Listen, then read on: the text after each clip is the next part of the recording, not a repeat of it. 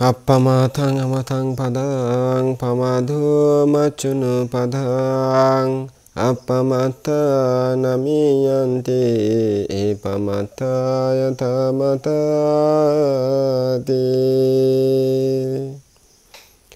আমি সর্বপ্রথমে সেই তথাগত অরহৎ শম্ভু সমুদ্রকে বন্দনা করছি। অতঃপর শ্রদ্ধাবান শ্রদ্ধাবতী উপাসক উপাসিকাদেরকে আমার মূর্তিমে আশীর্বাদ জানাচ্ছি। শ্রদ্ধাবান উপাসক উপাসিকাগণ, আজকে আপনাদেরকে দেশনা করব যারা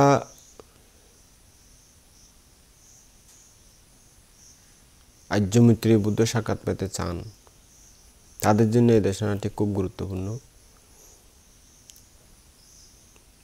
ভবিষ্যৎ গৌতম বুদ্ধের শাসনের পরে যে বুদ্ধটি আসবেন, ভদ্রকল্পের শেষ বুদ্ধ আর্যমিত্র বুদ্ধ, ওনার জীবনী সম্পর্কে ওনার কিছু ধর্ম সম্পর্কে ওনার সাক্ষাৎ কারা পাবে এই সম্পর্কে কিছু আলোচনা করব।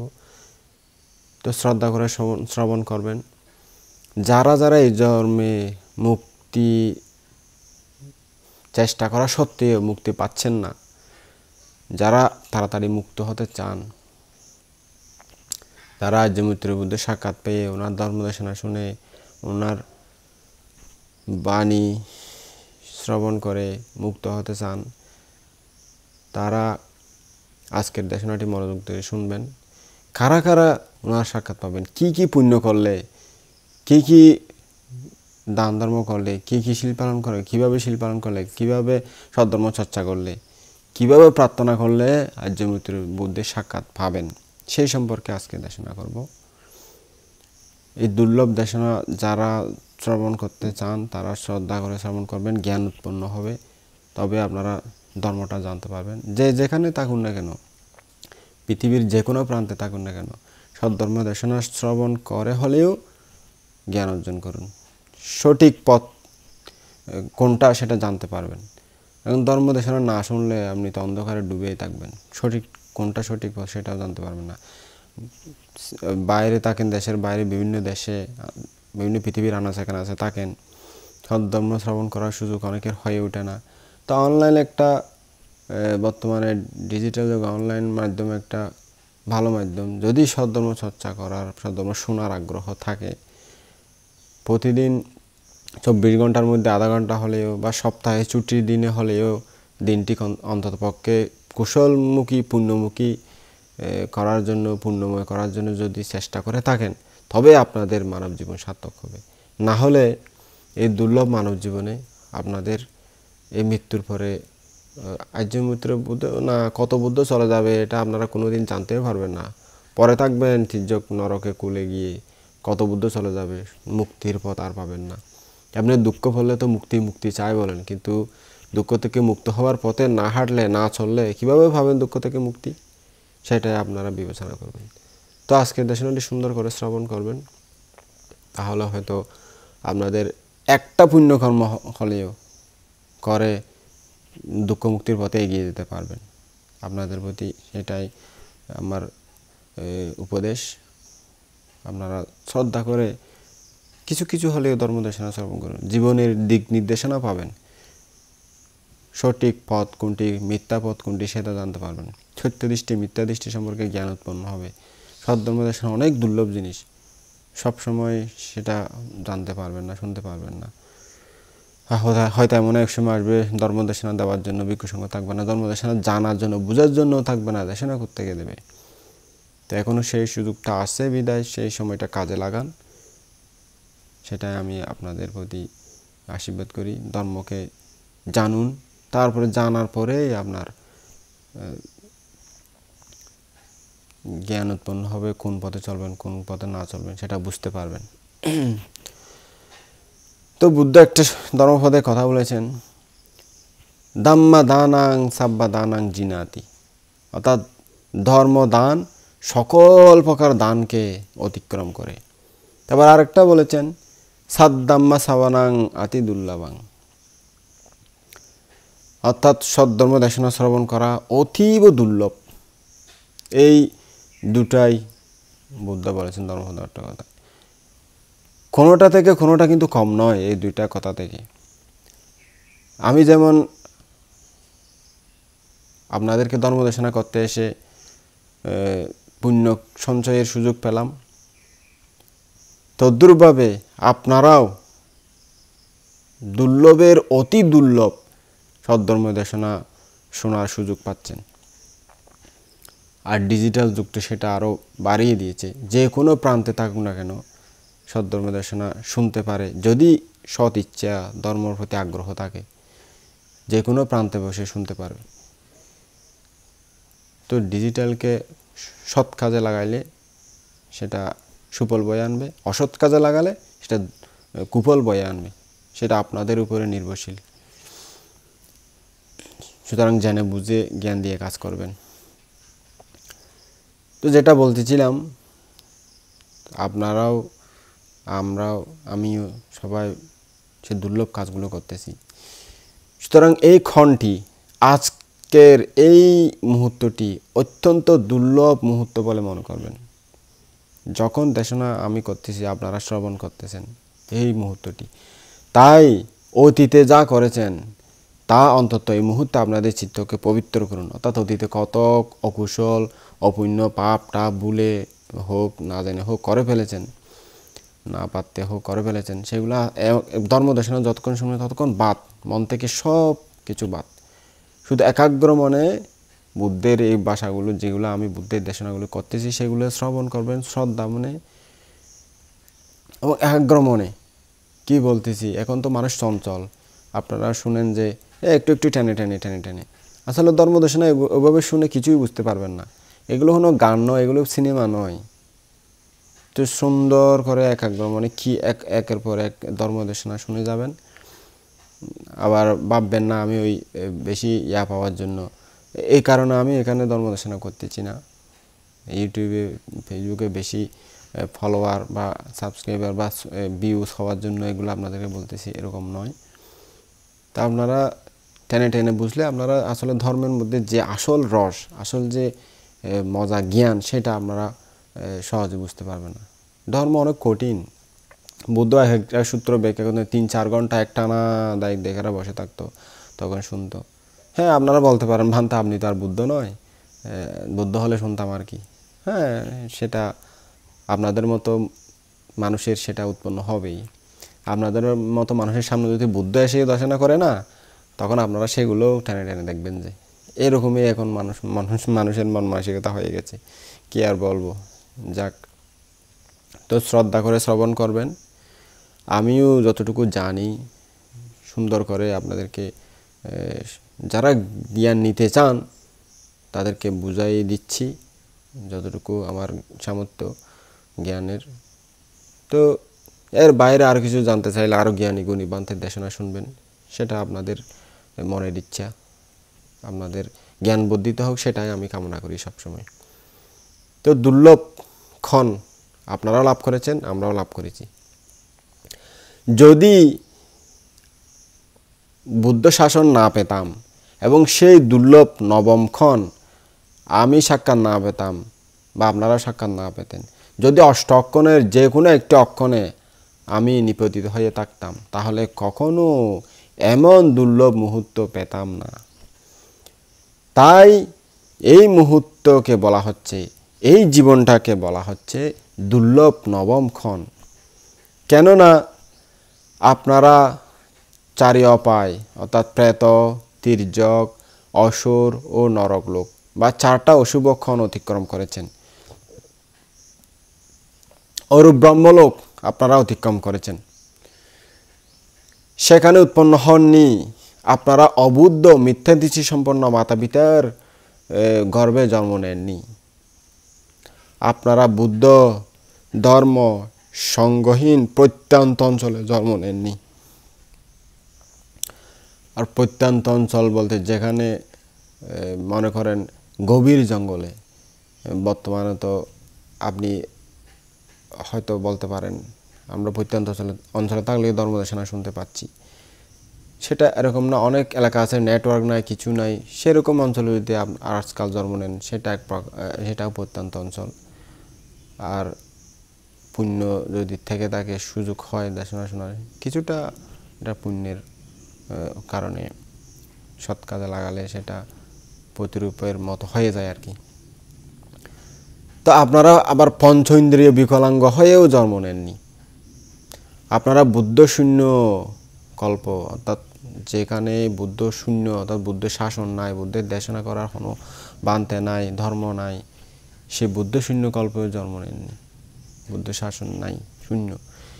এই 8 রকমের অশুভ স্থান বা কাল পেরিয়ে এসেছেন, তা অতীতের পারামির ফলে জন্ম জন্মান্তরে দানময়, শিলময়, ভাবনাময় পুণ্যর হেতুর ফল। আপনারা দুর্লভ নবম ক্ষণে উৎপন্ন হয়েছেন, মানুষ হয়েছেন, আবার হয়েছেন বৌদ্ধ, এরা বৌদ্ধ ধর্মাবলম্বী, পেয়েছেন বুদ্ধ শাসন এবং হয়েছেন সুস্বাস্থ্যের অধিকারী। সব কিছু ঠিকঠাক আছে সদ্ধর্ম দেশনা শোনার জন্য বা সদ্ধর্ম সাক্ষাৎ পাওয়ার জন্য। সর্বোপরি পেয়েছেন সদ্ধর্ম শ্রবণের সুযোগও। শুধু মানুষ হলে সদ্ধর্ম শ্রবণের সুযোগ পায় এমন মনে করবেন না। আমাদের বিধর্মী ভাইদের দিকে তাকান, যারা আমরা বুদ্ধ শাসনের বাইরে, বুদ্ধ ধর্মের বাইরে, তারা এই চারিত্রিক সত্য ধর্ম, এই নির্বাণ পদায়ী ধর্ম কোনো দিনও শ্রবণ করবেন না। তাই তারা এই ধর্ম থেকে বঞ্চিত, যেহেতু ধর্ম শোনার পরিবেশ ও শ্রদ্ধা তাদের নেই। তাদের এই দুঃখমুক্তির ধর্মে তাদের বিশ্বাস নেই, এদেরকে শাশ্বতবাদী বলা হয়। আজ আমরা আপনারা সেই সুযোগ পেয়েছি। কেন জানেন? অতীতের পুণ্য আছে বলে। এই পুণ্যবান কতজন আছেন? এই বাংলাদেশে মাত্র 10-15 লাখ বৌদ্ধ হতে পারে। অন্যান্যরা কি অপুণ্যবান? তাহলে অপুণ্যবান ঠিক নয়, তবে এই ধরনের অতি দুর্লভ জিনিস থেকে তারা বঞ্চিত। তাই আমাদেরকে পুণ্যবান বললেও ভুল হবে না। আমরা এইভাবে বহু দুর্লভ জিনিস জন্ম জন্মান্তর হয়তো লাভ করে এসেছি, তবুও আমাদের জীবনকে আমরা যতটুকু প্রয়োজন ততটুকু ঊর্ধ্বে উন্নীত করতে পারিনি বলে আজও পৃথকজন হয়ে, কেউ কেউ অন্ধ পৃথকজন হয়ে সংসার চক্রে হাবুডুবু খাচ্ছি দুঃখ ভারাক্রান্ত জীবন নিয়ে। দুঃখ সমুদ্রে আমরা ভাসছি, ডুবছি, মরছি, আবার জন্ম হচ্ছে, আবার মরছি। মনে করবেন না এটাই বোধ হয় প্রথমবার বুদ্ধের শাসন পেলাম। না, অতীতে হয়তো এভাবে বহু বুদ্ধ শাসন পেয়েছেন জন্ম জন্মান্তরে, বুদ্ধের সাক্ষাৎও পেয়েছেন জন্ম জন্মান্তরে। আপনারা তো ত্রিপিটকে পেয়েছেন নিশ্চয়ই, অনেক বান্তে দেশনা করে সেখানেই শুনেছেন। পুট্টিল মহাতরকে একজন খুব খ্যাতিমান, খুব নামকরা বান্তে ছিল। ইনি 7 বুদ্ধের সাক্ষাৎ পেয়েছিলেন, অর্থাৎ সম্মুখ সম্বুদ্ধ 7 জন তাদের সাক্ষাৎ পেয়েছিলেন সেই বান্তে মহোদয়। 7 জন বুদ্ধের সাক্ষাৎ সরাসরি পেয়ে বুদ্ধের শিষ্যত্ব গ্রহণ করে ত্রিপিটকধরও হয়েছিলেন তিনি। ত্রিপিটকধর হয়ে অগণিত শিষ্য জন্ম দিয়েও পুট্টিল মহাতেরও পৃথকজন হিসেবে রয়ে গিয়েছিলেন। তদ্রূপভাবে আমরাও আপনারাও হয়তো বহুবার বুদ্ধ হয়েছি, বহুবার ভিক্ষু হয়েছি, ভিক্ষুণী হয়েছি, সাধু হয়েছি, সাধুমা হয়েছি, অষ্টশীলধারী হয়েছি, তবু এতদূর আমাদের যাত্রা বেশি দূর এগোতে পারিনি। কেন? কারণগুলো তলিয়ে দেখুন, নিজেকে বিচার করুন। তাই জ্ঞান চক্রে যদি থাকায় মায়া লাগে আমাদের। নিজের প্রতি যেমন মায়া হয় তেমনি শ্রদ্ধাবান দায়িকা যারা আছেন তাদের প্রতিও মায়া হয়। অর্থাৎ এই জগতের সকল প্রাণীর প্রতি একটা মায়া লাগে। তাদের দুঃখ যন্ত্রণা দেখে নিজের প্রতি কেমন কি করুণা উৎপন্ন হয়। অন্ধজনকে দেখুন তো আপনারা, যারা ধর্ম থেকে পরিপূর্ণ বঞ্চিত। অন্ধজন যখন হাঁটে, এখানে ওখানে হোঁচট খেয়ে যখন শরীরের বিভিন্ন স্থানে আঘাত পায়, ধরুন পা ভাঙে, হাত ভাঙে, আঘাত পেয়ে রাস্তা না দেখার কারণে তাকে দেখে তখন মায়া লাগবে না আপনাদের? ইস বেচারা অন্ধ, হাঁটতে গিয়ে কত দুঃখ পাচ্ছে। তদ্রূপভাবে যারা একটু ধর্মজ্ঞান বুঝে, বা বর্তমানে ধরেন আমাদের মতো আমিও নিজেকে জ্ঞানচক্ষু প্রাপ্ত হয়েছে কথা বলছি না, যা একটু পেয়েছে আর কি, যা একটু ত্রিপিটক শাস্ত্র অধ্যয়ন করে বা ধর্ম বুঝে কিছুটা জ্ঞান উৎপন্ন হয়েছে, অর্থাৎ বুদ্ধর শাসনের সামান্যতম, বুদ্ধ কি বলে গিয়েছিলেন, আপনাদের চাইতে কিছুটা সামান্য একটু উঠেছে আর কি। ক্লাস 1-এর ছেলেকে ক্লাস 3-4-এর ছেলেরা পড়ায় না একটু একটু, ক্লাস 2-এর ছেলেকে ক্লাস 6-এর ছেলেরা ভুল ঠিক করে দিতে পারে, যেমন একটু একটু আর কি, একটু সামান্য উপরে, তেমনি হয়তো আপনারা ক্লাস 1-2-তে আর আমি ক্লাস 5-6-এ ধরুন না, এরকম আর কি। আপনাদের সাথে সামান্য একটু বেশি, যেহেতু সংসার থেকে গৃহ ত্যাগ করে এসেছি, 20 বছর পর্যন্ত ভিক্ষু জীবন যাপন করছি, প্রভুজিত যেমন যাপন করছি, ধর্মকে ত্রিপিটক শাস্ত্র অনেকবারও পড়েছি, তো কিছুটা হলেও জ্ঞান উৎপন্ন হয়েছে। যদিও বা আগের ভিক্ষুদের মতো আমরা এত মেধাবীও নই বা এত বেশি পুরো ত্রিপিটক শাস্ত্রও মনে থাকে না, তো যা কিছু বুঝেছি তা সামান্য, কিন্তু আপনাদের চাইতে একটু বেশি হবে আর কি। এতটুকু স্তরে এসে আমার এখন মায়া লাগছে যে আপনাদের জন্য, আপনারা আমার সদ্ধর্মের দিকে কল্যাণকামী আত্মীয় স্বজন বলতে পারেন, আমাদের জাতি ভাই, আমাদের প্রিয়জন, আমার পিতা মাতা সহ আত্মীয় স্বজনকেও তাই আমার মায়া হয় অনেক সময়। তাই এই কারণে এখনও তারা সেই সংসার সমুদ্রে ভাসছেন, এটা ভেবে আমি তাদেরকে দুঃখের কথা বুঝিয়েছি, যার কারণে তারা বুঝেছেন, আস্তে আস্তে আস্তে বুঝাতে বুঝাতে তারা বুঝেছেন।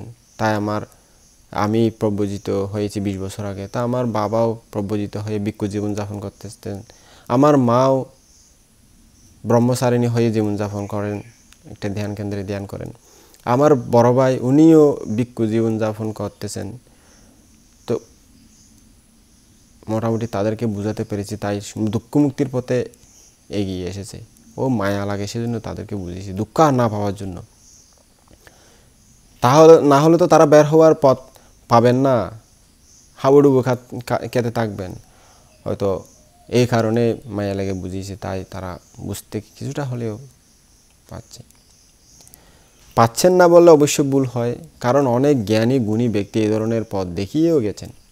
ভগবান বুদ্ধের প্রদর্শিত পথ বারে বারে বারে বারে মহান জ্ঞানীগণ এসে আবার দেখান, তবুও সে পথে চলতে আমরা ব্যর্থ হই, সে পথ অনুসরণ করতে হয়ে আমরা ব্যর্থ, তাই আমাদের জীবনটা হয় ব্যর্থ।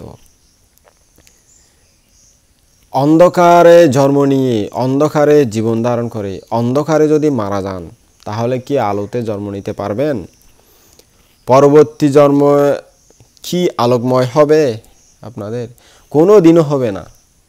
অন্ধকারে যার জন্ম, অন্ধকারে যার জীবন ধারণ, অন্ধকারে যার মৃত্যু, পরবর্তী জন্মেও হবে অন্ধ। কতকাল অন্ধ হয়ে থাকবেন এভাবে? যদি চিত্তে এই চেতনা জাগে, আর অন্ধ থাকবো না আমরা, আর অন্ধের মতো হাতড়িয়ে অপায় নামক গর্তে নিপতিত হব না আমরা। চোখ খুলব, আলো দেখব এবং আলোকে আলোকময় সেই নির্বাণ রাজ্যে গমন করব। এই চিত্ত চেতনা যদি জাগ্রত করতে পারেন, তাহলে বলবো আজ আপনাদের ধর্ম শ্রবণ এবং আমার ধর্ম দেশনা দুটোই সার্থক হবে। কারণ আলোকের সন্ধান না পেলেও আলোকের সন্ধান করার জন্য বের হব বলে যে প্রতিজ্ঞাবদ্ধ হওয়া, তা একটা আনন্দের ব্যাপার, শ্রদ্ধার ব্যাপার। শ্রদ্ধা না থাকলে এটা কোনোদিন করতে পারবেন না। যারা এই জন্মে এই জীবনে নিজেকে আর্যপুদ্গল রূপে প্রতিষ্ঠিত করতে পারছেন না, তা যারা মার্গফল লাভ করতে পারছেন না অথবা পারেননি, পারবেন বলে মনেও হয় না, তাদেরও হতাশ হওয়ার কিছুই নেই। কারণ আমাদের এই বদ্রকল্পে আরও মাত্র একটা অন্তর্কল্প পরে আবির্ভূত হবেন ত্রিলোক পূজ্য মহাজ্ঞানী ভগবান আর্যমিত্র বুদ্ধ। আমরা সেজন্য অনেকে বন্দনা করার সময় কামনা করে থাকি, প্রার্থনা করে থাকি, আমাদের আজকের এই পুণ্যের ফলে আমরা যেন অনাগতে আর্যমিত্র বুদ্ধের সাক্ষাৎ পেয়ে তার সম্মুখে সদ্ধর্ম দেশনা শ্রবণ করতে পারি এবং দেশনা শুনে মার্গফল প্রতিষ্ঠিত হয়ে নির্বাণ সাক্ষাৎ করতে পারি। আমাদের তথাগত ভগবান সম্যক সম্বুদ্ধ গৌতম যখন আমাদের এই পৃথিবীতে জীবিত ছিলেন, তখন রাজা অজাতশত্রু, রাজা বিম্বিসারের পুত্র কাঞ্চনা দেবী নামে এক রানী ছিলেন।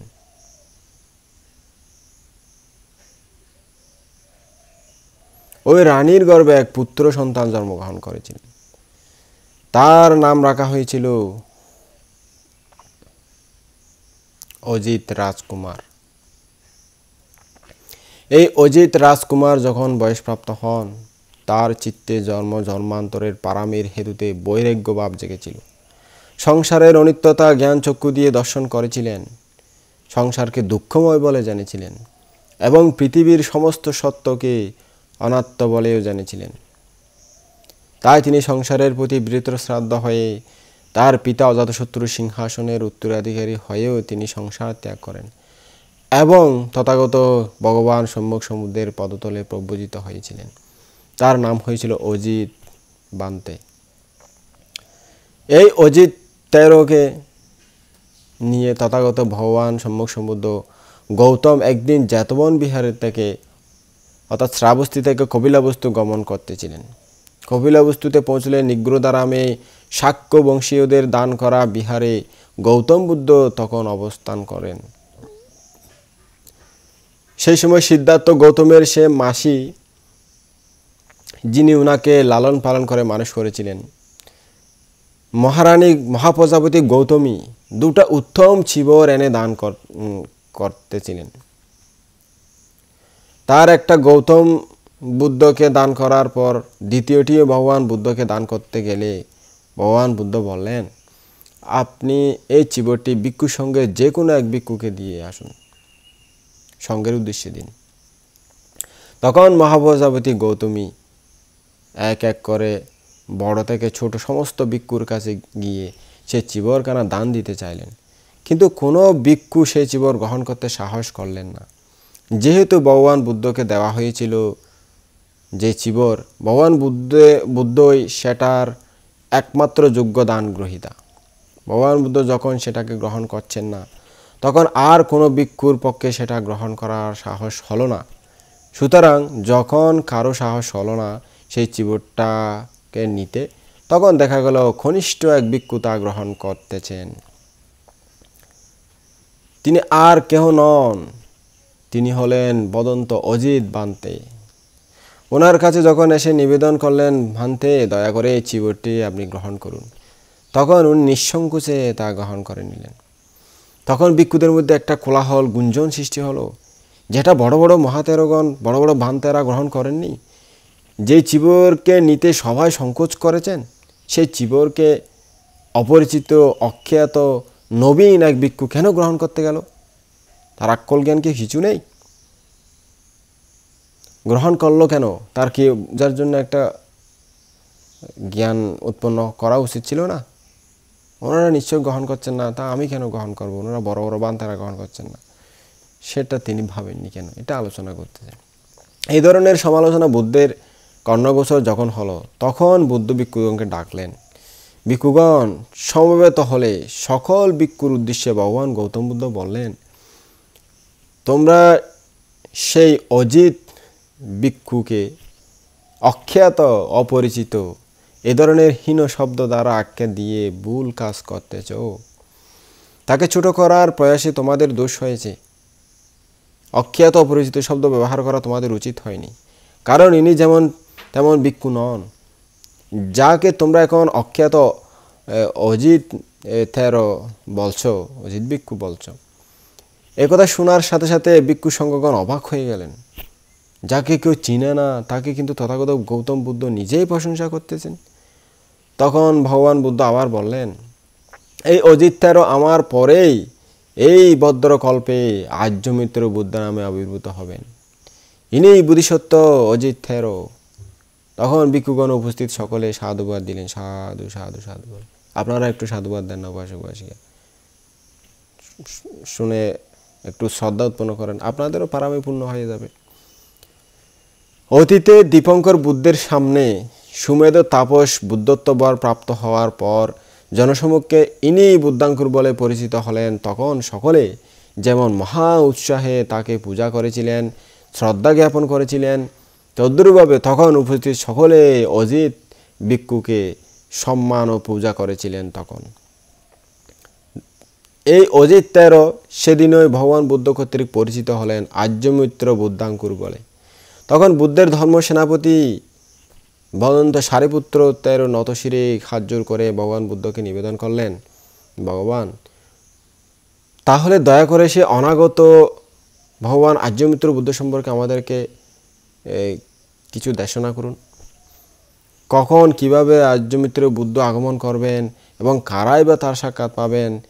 তখন ভগবান সারিপুত্রের প্রার্থনায় পরিপ্রেক্ষিতে তথাগত সম্মুখ সম্বুদ্ধ 31টি লোকভূমির সকল জীবের মঙ্গলের জন্য দেশনা করেন অনাগত বুদ্ধ বংশ।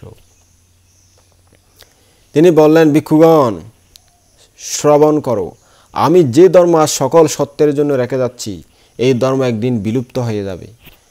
পঞ্চবিলুপ্তিতে আমার ধর্মের সকল ছিন্ন নিশ্চিন্ন হয়ে যাবে। এই পঞ্চবিলুপ্তি কি জানেন আপনারা? অনেক হয়তো বান্তের কাছ থেকে দেশনা শুনেছেন, তো তবু আমি বলতেছি, যারা না শোনার মতো আছেন তারা আজকে শুনে নেবেন, শ্রদ্ধা করে শুনে নেবেন। অর্থাৎ এই পঞ্চবিলুপ্তি হলেই সদ্ধর্ম বিলুপ্ত হবে, ধর্ম বিলুপ্ত হবে। শ্রদ্ধা করে শ্রবণ করবেন জিনিসগুলো। তো প্রথম প্রতিসংবিদা বিলুপ্তি হবে। ভগবান বুদ্ধের পরিনির্বাণের 1000 বছর পর এই প্রতিসংবিদা বিলুপ্তি ঘটেছে।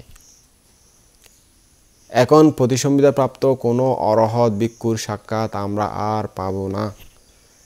তারা সাধারণত উদ্ঘাটিতায়ু পুদ্গল, বিপাঞ্চিতায়ু পুদ্গল অরহৎ ভিক্ষু ছিলেন। অর্থাৎ তারা অত্যন্ত মেধাবী, যারা বুদ্ধের এই ধর্মকে খুব সহজেই বুঝে ফেলতে পারেন। এই ধরনের উদ্ঘাটিতায়ু পুদ্গল এবং বিপাঞ্চিতায়ু পুদ্গল পৃথিবীর বুকে, এই বিশ্বজগতে এখন আর জন্মগ্রহণ করেন না এরকম পাপিষ্টা সময়ের দিনে। কেন নেন না? তাদের জন্ম নেওয়ার মতো উপযুক্ত পরিবেশ এখন আর নেই, সেটা তো আপনারাই বুঝতেছেন। সাধারণ মানুষ যেখানে ধর্মপথে চলতে পারতেছে না, সেখানে এরকম জ্ঞানীগুণী মানুষ কোনোদিন জন্ম নেই না। এখন বেশিরভাগ জন্ম নেয় পাপিষ্টা মানুষ। এদের সাথে ওরা জন্ম নিলে নিজের ধর্ম ঠিক রাখতে পারবেন না। তাই পুণ্যবান যারা বেশি তারা এখন জন্মগ্রহণ করেন না। জমিকে উপযুক্ত করে নির্দিষ্ট সময়ে যে জমিতে যেই বীজ বপন করা যায়, সেই বীজ সেই জমিতে ওই নির্দিষ্ট সময়ে বপন করতে হয়। যেখানে যে কোনো সময় যে কোনো রকমের বীজ বপন করা যায় না, বুঝেছেন? তদ্রূপভাবে যখন তখন এই ধরনের পারমিবান ব্যক্তিগণ পৃথিবীতে আসতে পারেন না, জন্ম নিতে পারেন না। তাই উদ্ঘাটিতায়ু পুদ্গল ও বিপাঞ্চিতায়ু পুদ্গল শ্রেষ্ঠ এই দুই ধরনের ব্যক্তি পারামি অনুযায়ী তারা এখন পৃথিবীর বুকে আর নেই। এটা যথারীতি বিলুপ্ত হয়ে গেছে। যেমন আপনারা ধরেন ডাইনোসর, ড্রাগন আগে ছিল, কিন্তু এগুলো এখন নেই। কারণ এখন জন্ম নেওয়ার মতো এখন বা এরকম পরিবেশ হয়তো নেই, বিভিন্ন হয়তো প্রাকৃতিক বিভিন্ন কারণে এরা আর বিলুপ্ত হয়ে গেছে, আস্তে আস্তে জন্ম নিতে পারে না সময়ের ব্যবধানে। তো এটা এরকমই একটা বিষয়।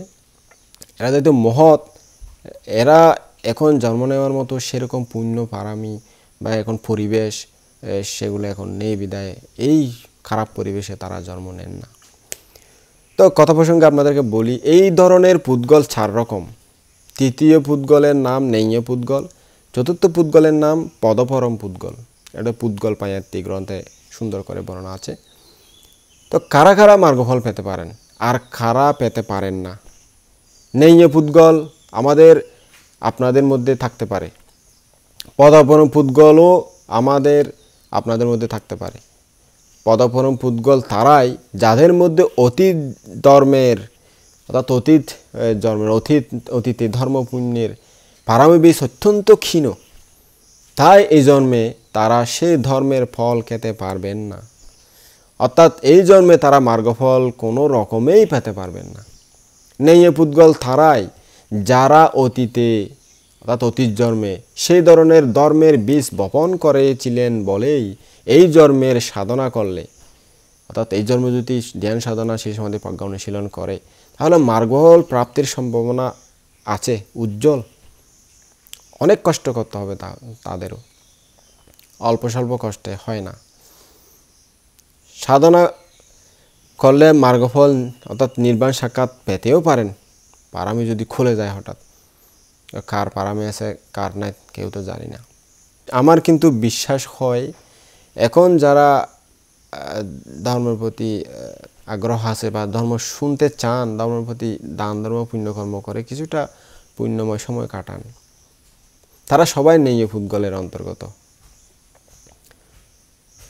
তারা হয়তো কিছুটা পুণ্য অতীতে করেছিল বিদায় পুণ্যবান হয়ে জন্ম নিয়েছে, নাহলে এই চেতনাগুলো আসতো না। তো আপনারা সাধনা করলে এই জন্মেও মার্গফল পেতে পারেন যদি চেষ্টা করেন ভালো করে, এরকম হয়তো বিশ্বাস আছে, ধর্মের মধ্যে লেখা আছে এরকম। তো দ্বিতীয় বিলুপ্তি হবে মার্গফল। আমি একটু আগেও বলেছি আপনাদেরকে, আমাদের মধ্যে এখনও তৃতীয় স্তরের পুদ্গল অর্থাৎ নেইয়ে পুদ্গল যেহেতু রয়েছে, আমরা এখনও মার্গফল পাওয়ার উপযুক্ত ব্যক্তিদের অন্তর্ভুক্ত। আমাদের সে ধরনের হেতু এখনও বিদ্যমান, সুতরাং আমরা এখনও মার্গফল লাভ করতে পারি। ওই যদি প্রচণ্ড রকমের শ্রদ্ধা, বীর্য, স্মৃতি, সমাধি, প্রজ্ঞা দিয়ে চেষ্টা করি। কিন্তু এমন একদিন আসবে যখন আমাদের এই পৃথিবীর লোকেরা ভাবনা করতে জানবে না, ভাবনা শিখাতেও জানবে না, ভাবনার পদ্ধতি ভুলে যাবে। অলরেডি এখন অনেকেই ভুলে গিয়েছে, শিখাচ্ছে ভুলভাল শিখাচ্ছে। হ্যাঁ, বলবে বিদর্শন ভাবনা করতে পারবে না, বিদর্শন ভাবনা আমাদের জন্য নয়। অনেকে এখন পরাজয় স্বীকার করে নিয়েছে অলরেডি, বলে যে আমাদের পারামি নেই বাবুরে বাবুরে, আমরা এগুলো পারবো না, এত কষ্ট স্বীকার আমরা পারবো না, আমাদের নেই। দুই একদিন একটু সাধনা করলেই বলে যে পারতেছি না তো, কই 10 দিন ধ্যান করলাম, কই পারি নাই তো। আমরা সংসার করে সংসারের শৃঙ্খলে আবদ্ধ, আমরা হই হুলাস আনন্দ বিনোদনে জড়িয়ে গেছি, আমাদের দ্বারা এই কাজ সম্ভব হবে না। এই জন্যই আমাদের দ্বারা এসব মানে নির্বাণ টির্বাণ এগুলো আর এই জন্মে পাওয়া যাবে না বাবু। এরকম বলার লোক যখন 100-তে 99 হবে, তখন দেখা যাবে মার্গফল বিলুপ্ত হচ্ছে আস্তে আস্তে। আপনারা চিন্তা করে দেখুন, উপাসক উপাসিকা এখন কি মানুষের মন মানসিকতা হয়েছে এবং কতটুকু হয়েছে আমি বলবো না, আপনারা বিচার বিবেচনা করে দেখুন মানুষের শ্রদ্ধা, মন মানসিকতা এগুলো কীরকম হয়ে গেছে। এখনও কিন্তু আমাদের কেউ কেউ বলে না, বলে তো পারবো না, অবান্তে নভাজ্য মার হতুন, নভাজ্য মার একখানা ফারামি পূরণ করি। অনেক আপনারা দায়ী দেখে দূরের হতা বান্ধারাও হয় হতুন, আর এই জন্ম ফারামি ফুরাই দাম করি, ভাবতে কিছু ছিলটিল ফালাই, ভাবতে এনে নবডব করে ফাং টাং খাই, বুদ্ধরা 2 আজান্যা একা করে বন্দনা সন্দনা করি, ফারামি হইলেও ফুরাই হতুন, আর ধ্যান ট্যান আর করলে কিছু হয়তো নয়। যারা আমি শুনেছি অনেক যারা দুতাঙ্গধারী, যারা জ্ঞানী গুণী জঙ্গলে থাকে, তারাও এরকম মনের অধিকারী হয়ে গেছে এখন। একবার আমি কয়েকজন জঙ্গলে থাকে দুতাঙ্গধারী বানতে, ওনাদেরকে বলছি চলুন ভানতে, আমরা সবাই মিলে একটা গ্রুপিং মেডিটেশন করি, একটা জায়গায় একত্রিত হই, একবার ওই জায়গায় একবার এই জায়গায় কুটিরে আয়োজন করি, একটা গ্রুপিং মেডিটেশন করি। একা একা অনেক সময় একঘেয়েমিতে এসে যায় বা বিরক্ত এসে যায়, গ্রুপিং করি। বলছে না না তুমি করো তোমার কুটিরে, আমার এখানে আসলে অনেক ব্যস্ততা, তো আমার এখানে সমস্যা আছে এই সেই বলে উনি রাজি হয়নি। তো কি করব, আসলে যা পারে নিজেরাই করি আর কি। তো সবাই এরকমভাবে মানে অপারগতা প্রকাশ করে এখন,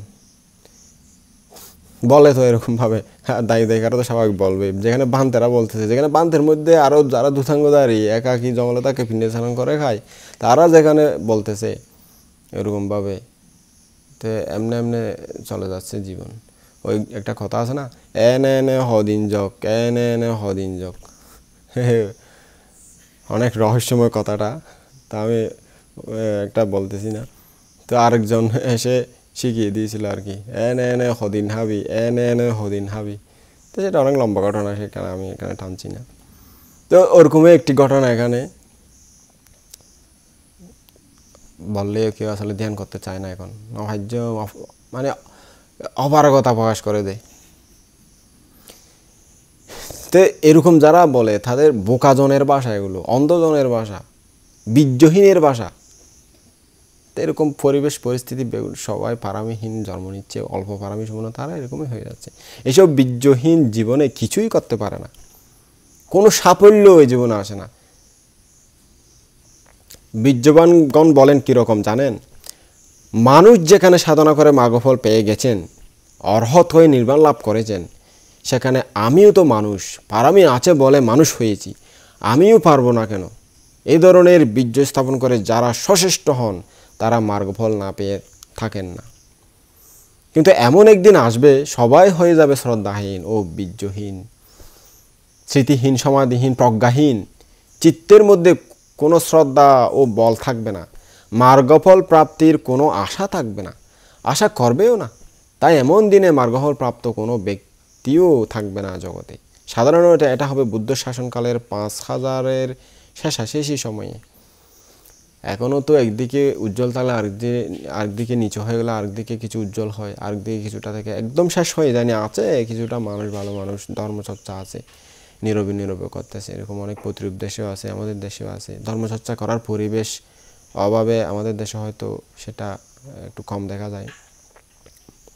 যাদের মনে মনে আছে দুঃখ থেকে মুক্ত হওয়ার জন্য, তো কারণ এই ধর্মগ্রন্থ লেখা আছে, অর্থাৎ ত্রিপিটক শাস্ত্রের মধ্যে লেখা আছে, প্রথম 1000 বছর প্রতিসম্বিদা মার্গফল প্রাপ্ত ভিক্ষুদের শাসন, দ্বিতীয় 1000 বছরও ত্রিবিদ্যাধারী অর্হৎ ভিক্ষুদের শাসন, তৃতীয় 1000 বছর অনাগামীদের শাসন, চতুর্থ 1000 বছর সকিদাগামীদের শাসন, শেষ পঞ্চম 1000 বছর শ্রোতাপন্নদের শাসন। এই পঞ্চম 1000 বছর যখন শেষ হবে বা শেষাশেষি সময়ে পৃথিবীর মানুষের মধ্যে শ্রোতাপন্নও থাকবে না। তাই বলা হয়েছে মার্গফল তখন শূন্য, বিলুপ্ত হয়ে যাবে। সেটা মনে করেন তাহলে এখন চলছে তৃতীয় 1000 বছর, অর্থাৎ তৃতীয় 1000 বছর চলছে, তাই না? হিসাব করলে এরকমই হয় 2500, প্রায় 600 বছরের কাছাকাছি আর কি। এখন কিসের শাসন তাহলে? অনাগামী মার্গফল প্রাপ্তদের শাসন। কেন বলা হচ্ছে? কারণ অনাগামী মার্গফল পেতে গৃহীদের থেকেও তেমন বেগ পেতে হবে না, একথাই বুঝতে হবে, বুঝছেন? গৃহী হয়েও অনাগামী মার্গফল পর্যন্ত অতি সহজেই পাওয়ার মতো এখনও পরিবেশ আছে। সাধনা করলেই পারবেন, অনেকে অর্হত হতে পারবেন যদি পারামি বেশি থাকে। তাই আমরা এখনও ভাগ্যবান আছি, কথা বলতেই হবে। তো এই যে হিসাব একটা দেওয়া হয়েছে, 1000 বছর এরকম, 2000 বছর এরকম, 3000 বছর এরকম, 4000 বছর, আসলে এটা একটা স্বাভাবিক হিসাব। এর বাইরে গিয়ে কিছু একটা হয় মাঝে মধ্যে, এটা হলো স্বাভাবিক হিসাব। অর্থাৎ এগুলো এর মধ্যে মাঝে মধ্যে 2-1টা বেশি পারামিমান জন্ম নিয়ে তারা এরকম হয়ে যায় অর্হত বা সরাবিজ্ঞা বা এরকম মার্গফল লাভী হয়ে যায় অনেক সময়। তো মার্গফল হলো এমন একটা বুদ্ধ পূর্ণিমা সূত্রে বলে গেছেন, যতদিন সত্যভাবে সম্যকভাবে চেষ্টা করবে ততদিন এই জগৎ কোনোদিন অর্হত শূন্য হবে না। তো এখন ওই সত্যভাবে সম্যকভাবে চেষ্টা করবে ততদিন হবে না। তো সত্যভাবে সম্যকভাবে চেষ্টার পথটা ভুলে যাচ্ছে মানুষ, অর্থাৎ এলোমেলো হয়ে যাচ্ছে ধর্ম, বিভিন্ন কিছু ঢুকে বিভিন্ন রকম বলে এলোমেলো হয়ে যাচ্ছে, যার কারণে সত্যি পথটা জানতেছে না। বিভিন্ন রকম বিভিন্ন জনের শিক্ষা দিচ্ছি, তো কোনটা সঠিক, সঠিক পথে গেলেই তো পৌঁছাতে পারবেন। আবার যদি একটু বেঠিক হয়ে যায় তখন আর পৌঁছাতে পারবেন না। তো অনেক সময় দেশনা দিতে জানেন না। আমি একটা বিদর্শন কোর্সে অংশগ্রহণ করেছিলাম শ্রমণ থাকতে, তো ওখানে একজন ভিক্ষু স্পর্শ সম্পর্কে দেশনা দিচ্ছি। ওই সড়ায়তন দ্বারের যে স্পর্শদ্বার, কায়ের সাথে স্পর্শ, সেটা স্পর্শ নিয়ে দেশনা দিচ্ছে। যে এক ভিক্ষু বলছে স্পর্শ মানে কি, আরগুলা বলেছে, তো এটা আমি লম্বা হওয়ার কারণে বলতেছি না। স্পর্শ মানে কি বলতেছে, স্পর্শ মানে আমি একটা ফুল দেখলাম, দেখে ওখানে গিয়ে যখন আমি ফুলটা এভাবে ধরলাম তখন স্পর্শ উৎপন্ন হবে। আসলে সেটা সেরকম নয়।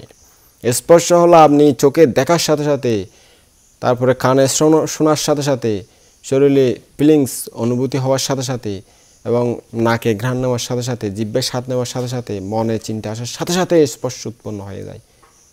সেটা তো ওনার জ্ঞান দুর্বল, যেহেতু উনি এইভাবে বুঝিয়ে দিচ্ছে। তো মানুষ তো ওনার ভুলগুলো বুঝতে পারতেছে না, সাধারণ মানুষ, সংসারী মানুষ, বান্তারা যাই বলে তাই গ্রহণ করে। তো দায়ী দেখে এদেরকে আর কি বলবো। তো বান্তারা ত্রিপিটক বই পড়ে দিচ্ছে, তো এখন যদি মিথ্যা দিয়ে দেয় তখন মিথ্যাভাবে তারা গ্রহণ করে ফেলবে। তো সেজন্য ভালো বানতে দেশনা করলে, আবার সঠিক পথ দেখিয়ে দিতে পারলে, সেই পথে চললে তখনই তো আপনি নির্বাণ লাভ করতে পারবেন, না হলে তো পারবেন না।